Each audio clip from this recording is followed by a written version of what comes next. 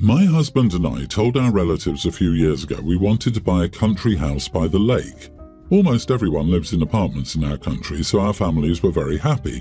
My mother immediately decided that she wanted to arrange a vegetable garden in the yard of this house. My husband's sister said it would be a great place to take her children for the summer. My sister started fantasizing about family picnics. My husband's brother joked that it would be an excellent place to get intoxicated on weekends. We were both terrified. We didn't want any of this. We wanted to have a place where we could feel truly at home, where we could rest, where we could arrange everything to our taste, where there would be peace and quiet and no family squabbles, where we could raise our future children. Ultimately, we decided to tell them that the deal had fallen through and there would be no house. After all, it's not even their business. We were the only ones buying the house, which had nothing to do with them. We didn't have to tell them. We only told the truth to our best friends, whom we were sure wouldn't spoil anything. The house is beautiful, and my friends and I often go there on weekends. 2 years had passed, and my sister found out about the house by accident because one of my friends posted a photo from there. Now our family are furious and call us greedy. Many of the relatives don't want to talk to us until we give them the address. My mom even asked for spare keys. This is exactly the hype that we tried so hard to avoid. I don't think I'm an idiot, but my husband is starting to hesitate about what we should have done. So, am I the idiot for lying to my family for 2 years that my house purchase DMOP? Think of all their plans for a house that's not theirs. Then look at the beautiful home you've created and picture it being ruined by greedy and entitled relatives. That should strengthen your resolve to keep them at arm's length. Not the idiot, and neither is hubby unless he gives in to their demands. Your relatives suck, though. Everyone's the idiot here. Your family, for obvious reasons. As lovely as having a place to go to get away from it all and visit family, it's rude to just start making plans for someone else's home. You need to learn to stand up to your family, OP. Lying about having the house was never going to work in the long run. They were going to find out eventually. You could have handled it better. It's wild that you thought it would be better to lie about buying a house rather than having a conversation that sets clear boundaries. I have a parent where it's just easier to lie about anything because he always has a comment or criticism about everything. I don't know what this person's family is like, but from my perspective, I can almost understand just lying to eliminate all that extra unneeded stress. I mean, is it the best choice? Definitely not, but I get it. OP, if you really want to mess with your mum's head and prove the point even further, try this. Give your mum some random key you have lying around and give her an address that doesn't exist that is several hours' journey from where she lives. Tell her she cannot go without your permission. Then, see what happens when she tries to sneak into your place without asking first. First, the place won't be there, and she'll be really angry about the wasted journey. She'll know you messed with her, but if she says anything to you, she'll be showing herself up for not respecting your boundaries. She really ought to keep her mouth shut and just swallow, but you can be sure she'd blow up at you because she won't be able to stand for you making a fool of her. Somehow I doubt you'll do it, but it's fun for you to have in your head as you tell her no. So for context, I'm a 41-year-old female. I've been married to a wonderful husband for 20 years and we're still madly in love. Due to mental illness, my husband can't work, so I'm the breadwinner in our family. This works well. I got a high-paying job, don't have overtime, and mostly work from home. My husband is our homemaker, and seriously, he's excellent at it. Last year I bought us a new house with a big garden.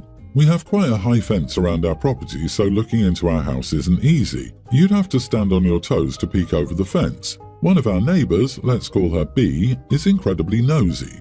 When we moved in, she was the first to show up, not to help, but to gossip about other neighbours and warn us not to trust them too much and things like that. 2 months ago, my husband's best friend lost his job, together with his wife, who thought that a jobless man who couldn't provide didn't deserve her.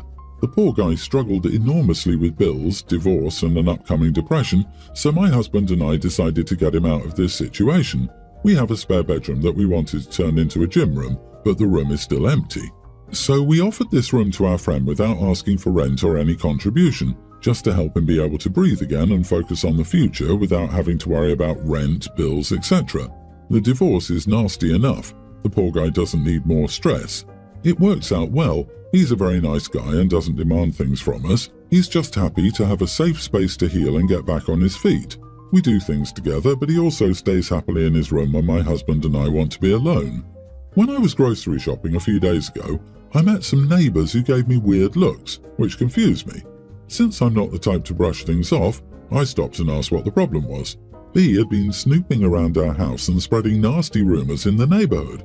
That I lived together with 2 men and the men in my house change. She even called it openly a whorehouse since she rarely sees me go to work and my husband never goes to work. She spread in the neighbourhood that I must earn my money on my back. Otherwise I couldn't afford such a nice house. I was livid and told my neighbours on the spot what was the truth, and then I left, too worked up to focus on groceries. Now in the parking lot I saw B. In my fury and rage I stormed up to her and started screaming. I told her that whoever I invite into my house is none of her business and to stay the heck away from us. My family is not her concern. If she ever badmouthed me again, that wouldn't go well. Then I simply left, not wanting to hear any word from her. Now, some of my friends think I massively overreacted, while others think I was just protecting my family and friends. Gossip can hurt badly too, so am I the idiot? Not the idiot. This may just be the New York in me, but I think you did the right thing. Honestly, I can't believe you had the strength even to hold back. Because I think what you did was mild. People are too comfortable now to talk about others because there are no consequences. So I'm glad you stood up for your family. The Louisiana in me would have probably punched her in the nose. OP, don't waste the opportunity to mention to any neighbours that she starts all these rumours so no one knows what she's busy doing. Tell them everything she said about each of them. Make it up. Make it outrageous. Turn her into the pariah. But you should tell your other neighbours what B told you about them. Make them understand what a two-faced witch that B is. Oh, and if she doesn't stop, get a lawyer. Scare her with the cease and desist letter, and if she keeps it up, sue her for slander. My husband and I have been together for over 20 years but have never married. Our son, 19, came out as gay 5 years ago, and of course we supported him completely. He has a boyfriend who he's been official with since then, and he's a great kid, and I'm glad they're happy together. Now here's the issue. My father-in-law is a very old and very phobic man. He doesn't have social media, so keeping him from finding out about our son being gay wasn't hard. He's leaving my husband and son each more than $500,000 when he dies, and I know for sure he wouldn't leave this money once he finds out our son is gay.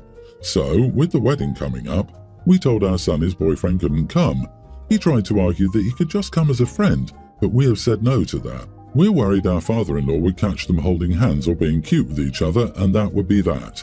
Our son is now refusing to go to the wedding and even said if his boyfriend can't come, he'll go nuclear and just tell his grandfather. We've tried to explain that he'd be throwing away so much money, but he doesn't care. Am I the idiot? Well, that's a huge mistake. I would certainly take $500,000 to skip a wedding. You are not the idiot. But why are you suddenly so concerned about getting married now after waiting so long? You've waited this long to get married. Just wait until the old man dies and the family you like can come to the wedding. Problem solved. Boy, I'd take $20 to skip a wedding, but I'm an introvert. They're both nearing retirement age. If one dies, the other won't be out of a house or money. I'm guessing it's marriage for next of kin rights and ensuring you take care of each other in retirement. Your son is 19 and high on righteousness and moral superiority. $500,000 for someone his age is life-altering. It's a college degree without debt. It's buying a house outright in many areas, or the difference between paying off your mortgage in 10 years instead of 30. Is your father-in-law an idiot? Of course he is. Does pandering to his prejudices suck? Of course it does. The best revenge your son can have on the old bigoted bastard is to one day start a tradition of saying, "Thanks, Grandpa," every morning when he and his husband wake up in the house that Grandpa's money paid for. Why do you have to get a non-traditional relationship with kids out of wedlock for over 20 years, but the second you want to make it official, you have to shove your son back in the closet? It sounds like the money from your partner's father, not your father-in-law, you have to be married for that, is contingent on you two marrying. So you're selling your son's happiness for your gains. You are the idiot. Enjoy Shady Pines. And I just noticed that you called your partner your husband repeatedly in this story. He's not your husband, as again, you have to be married for that. What happened? My daughter Brooke's birthday was on Friday, so we celebrated at home. Everything was going well until it was time for singing. Brooke blew out the candles and her cousin Aria blew on the cake too.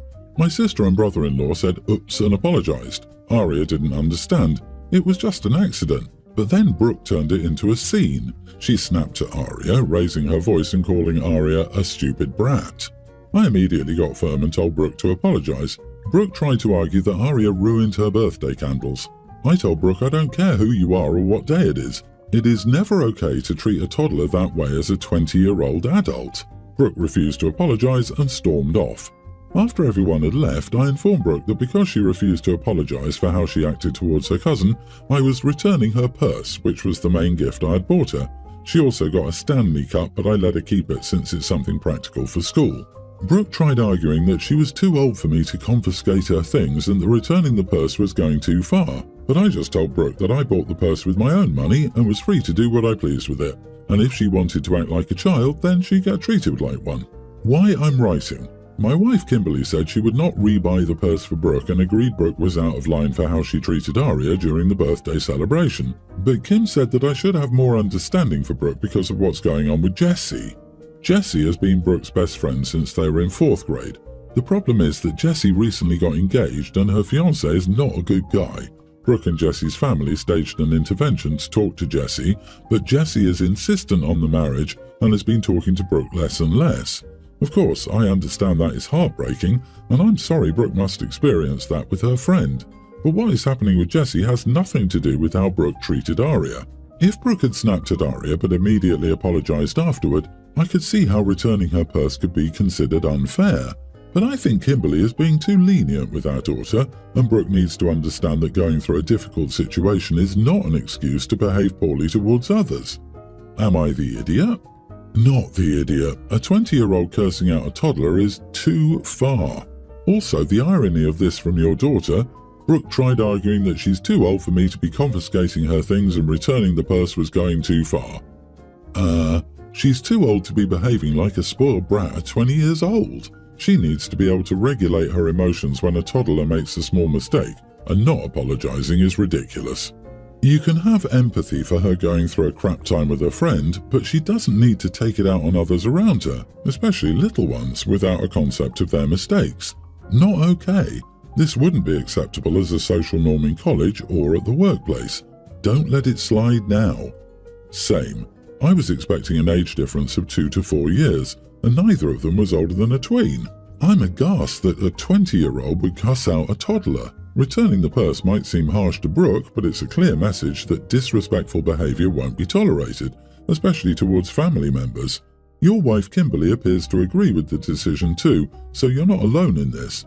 I was hoping Brooke would learn from this experience and understand the importance of treating others with kindness and respect, no matter what's happening in her personal life.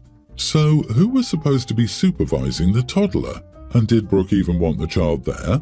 This was likely the straw that broke the camel's back, and it would not be shocking if OP's daughter is having a breakdown, yet her parents are more worried about punishing her than recognizing that their daughter is having an extremely rough time. Especially given OP doesn't seem to actually believe that watching Jessica be in an abusive relationship is serious enough to affect Brooke's mental health.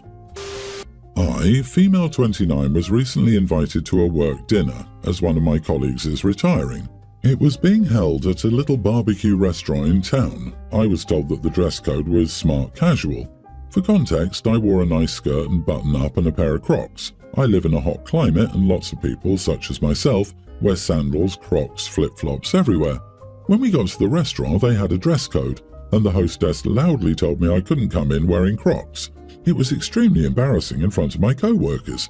I don't really understand the problem, because there were people wearing sneakers, Converse, etc., and that's fine, but Crocs aren't. It wasn't even a fancy restaurant, so I really wasn't expecting this. Anyway, one of my co-workers urged me to go home, change my shoes and return. I was so distraught I ended up just going home and not coming back. I suffer from anxiety and the whole experience just made me melt down. My co-workers are now collectively angry at me for leaving and not coming back. My boss told me the event wasn't about me and I should have sucked it up. Was I an idiot for leaving? I was told that the dress code was smart casual. Nowhere has that ever meant foam toddler shoes. No matter that Crocs are your standard footwear, this was an occasion with a specified dress code that does not include Crocs. Would you wear them to a wedding? You are the idiot, OP. Yeah, lady, what made you think that Crocs were business casual or smart casual? They're house shoes for children at best. Try to be more professional. You turned your co-worker's retirement party into an occasion where you were the main topic of conversation, all over a pair of shoes. If your anxiety is so intense that you can't handle being told that you're not in the dress code, you need to get help, or better help if you're already seeing a therapist. Can you imagine if the whole table is seated inside and waiting for her to return to order? She's just changing her shoes, she'll be here any minute. I'm just laughing at a barbecue restaurant having any dress code more significant than a wife beater, gym shorts and flip-flops. It's a freaking barbecue joint. Who the heck dresses up for that?